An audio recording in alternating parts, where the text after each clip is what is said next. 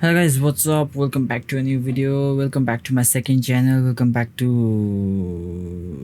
guys. मलाई intro दिन चाहिँ कहिले नआउने भयो। हुन त यो नयाँ च्यानल हो। इफ तिमीहरू नयाँ मान्छे हो भने चाहिँ मेरो फर्स्ट च्यानल म गेमिङ गर्छु खासमा। यो च्यानलमा चाहिँ म गेमिङ बाहेक अरू कुराहरू छु। अनि चस्मा पनि लगाइहाल्नु होला बिकज चस्मा लाउने मान्छे अलिकति इन्टेलेक्चुअल देखिन्छ जस्तो लाग्छ मलाई चाहिँ। अनि आज म कुरै पनि त्यस्तै टपिकै त्यस्तै छ कि इन्टेलेक्चुअल देखिनै पर्छ। भएको चाहिँ के भन्दाखेरि एउटा युट्युबर नेम्ड हाडेस मलाई सरी नाम प्रनाउन्स गर्न आएन साँच्चीमै।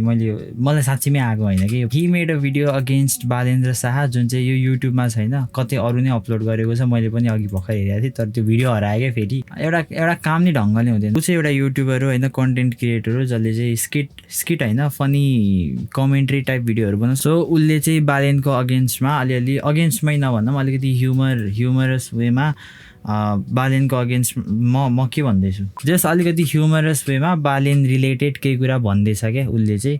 अनि त्यसबारेमा विवाद भयो। नम्बर फर्स्ट पोइन्टमा के भयो भन्दाखेरि मुख छाड्यो अरे भिडियोमा।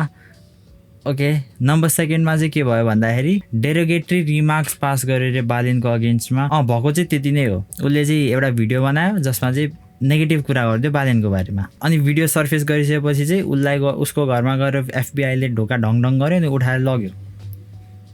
द्याट इज इट, सिम्पल कुरा छ। अब म चाहिँ को चाहिँ गलत को चाहिँ सही भन्न त आएको होइन, तर यतिकै ओपिनियन दिन आएको मेरो। जस्ट लाइक हिम होप मलाई चाहिँ कसैले उठाएर नलगोस्। मैले जति भने त्यति नै हो क्या। फुल स्टोरी नै यही हो जस्तो लाग्छ मैले सुने भरमा चाहिँ। नेगेटिभ भिडियो बनाएर अनि त्यसैको रिजनले गर्दा चाहिँ उठाएर लगिदियो।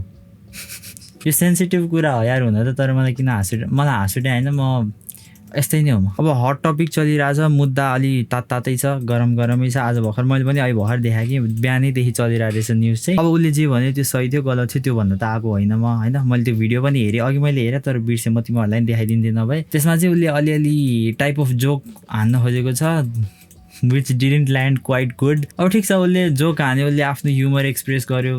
कन्टेन्ट क्रिएसन त हो नि, सोसियल मिडियामा जो पनि आएको म पनि बुम गरौँ मेरो पनि नम्बर्सहरू बढोस् भनेरै त हो नि। उसले पनि ट्राई गरेको त्यही थियो तर उसको नम्बर होइन उसको एफआइआरले। तर ब्रो सक्सेसफुल पनि भयो है। फेरि एजेन्डा क्लियर्ड हो। We want but at what कस्टवाला कुरा हो कि यो चाहिँ। अरेस्ट भइसकेपछि उसको च्यानललाई मान्छेहरूले ट्राफिक दिन थाले, भिजिट गर्न थाले। उसको लागि plus point, good for you. अनि मैले थाहा पाएसम्म चाहिँ उसलाई ऊ पनि गरिसक्यो, रिलिज पनि गरिसक्यो। ल ठिक छ, उसले केही कुरा भन्यो, मिस्टेक गर्यो होला, सोसियल मिडिया उसले क्यारेक्टरै त प्ले गरे हो। अब यतापट्टि मेन पोइन्ट चाहिँ के आउँछ भन्दाखेरि what about freedom of speech.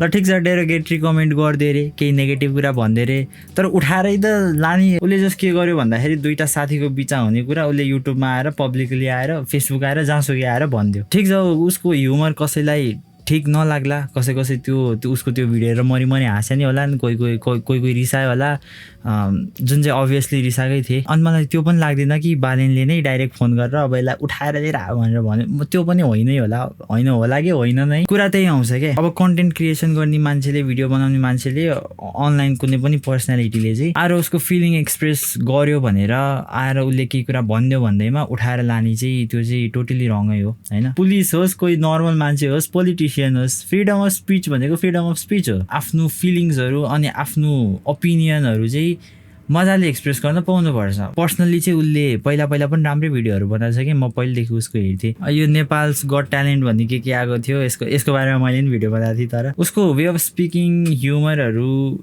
Somewhat आदि मलाई मनपर्छ, आदि मलाई मन नपर्ने पनि होइन। जोक्सहरू ल्यान्ड नगर्ला अरे। Dude is not that controversial क्या। उसले हुन्छ मुख छाड्छ, ठिक छ, कसले चाहिँ छाड्दैन हो। उसले जस्ट के गर्यो, युट्युबमा आएर छाड्यो। अब बाना चाहिँ त्यो भयो नि त अरेस्ट गर्नुको। अब पोलिटिसियनलाई मुख छाड्दियो अरे, यताउता गरिदियो अरे, यताउता के भन्यो क्या। वर्स्ट केस सिनेरियोमा के गर्नु पर्थ्यो भन्दाखेरि उसँग कन्ट्याक्ट गरेर भिडियो टेक डाउन गर भन्नु पर्थ्यो। अब यहाँ पहिला पनि 1 वर्ष अगाडि पनि भिडियो बनाएको रहेछ इज बालेन गे भनेर। सो यस मैले चाहिँ यो कुराको बारेमा यसो 10-15 मिनट बसेर रिसर्च गरेँ, हेरेँ, यताउता के रहेछ भनेर थाहा पाएँ। नयाँ च्यानल बनाएको छु, केही न केही त अपलोड गर्ने पर्यो। त्यही माथि अब युट्युबरलाई नै उठाएर लगिदियो म उठाएर लग्यो चाहिँ किन भने अरेस्ट गर्यो पनि भन्न सक्थेँ नि। ल ठिक छ, जस्ट युट्युबर अरेस्ट भएको न्युज आउँछ नि, अलिकति टपिक, राम्रो टपिक हो मेरो च्यानलको लागि पनि। तर होइन, अन सिरियस नोट, ठिक छ अब ब्रो रिलिज भइसक्यो भन्ने छ क्या अरे। अनि ठिक हो त्यो कुरा, अरेस्ट गर्नु डज नट मेक सेन्स, कुरा गलत हो।